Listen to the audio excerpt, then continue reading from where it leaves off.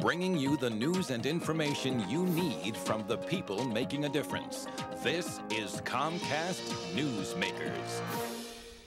Hi, welcome to Comcast Newsmakers. I'm Amy Allison with Michael Funk, who is the founder and director of the Sunset Neighborhood Beacon Center and an expert in the world of after school. Good to have you.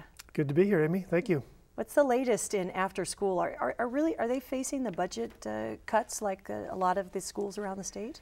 Well, the state public funding for after school in California is part of the discussion. Right now, it's part of what's called Prop 49, which was Governor Schwarzenegger's initiative in 2002 before he ran for governor. So it's a set-aside that's connected to public education funding. Right now, the state and federal after-school funding is looking pretty stable. Oh, you saw the latest proposed budget by the Yes, governor. and also in the federal budget, the after-school funding had a slight increase in what's called 21st century learning centers.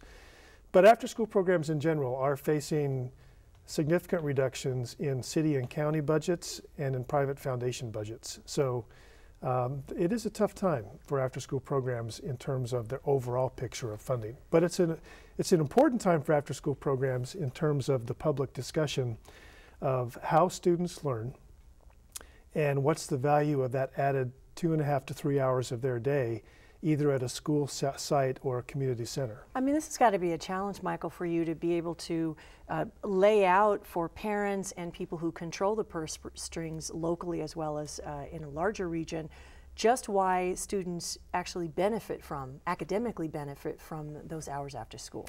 Yeah, it's a very important discussion. I mean, after school programs for so long have been such an important resource for parents. Right, they got to work. To be a safe place to put their kids after school. And for so long, after-school programs have been regarded as a safe place for kids to be to keep them off the streets. And then for a long time, after-school programs were regarded as the place that kids could be exposed to the arts and to sports that were being cut out of public education.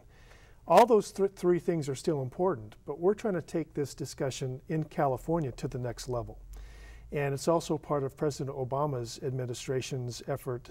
Secretary Arne Duncan has been talking about expanded learning time for kids, expanded summer learning. And what's happening is in the traditional school day, with the constraints that educators have within that tight framework, that kids who need to learn in different ways than traditional education are having difficulty and sometimes falling behind.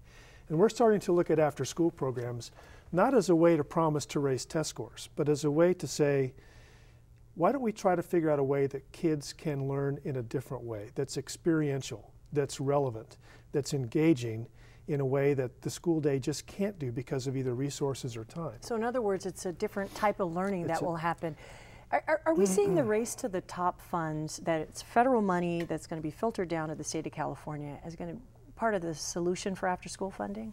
Well, as everyone in California knows, that it's the legislature and the governor worked overtime to just get California eligible. There were constraints that the Secretary of Education had, that to be eligible for Race to the Top, you had to meet certain criteria in terms of, I won't go into the details. Right, but it looks the legislature passed yes. The proper bills in order to qualify California for some $700 million of that federal funding. How much of that would go to after school? Well, it's a discussion that's going on right now, in fact, this week. And I think that of the different school districts who signed on as kind of a letter of intent to be involved in Race to the Top, a good portion of those listed after school as one of their priorities, about 50%. Well, before we go, because we're almost out of time, you're hosting a community film festival on March 5th, so give me the highlight. You know, one thing we do, one of the ways that kids learn is we teach kids how to make movies. We teach adults how to make movies. When they're making movies, they're learning how to write scripts, they're learning stories, they're learning language. It's going to be a great time, so we're going to showcase all these films for these kids and families. Excellent. Thank you so much, Michael Funk. Good to be here. And that's it for Newsmakers. We'll see you next time.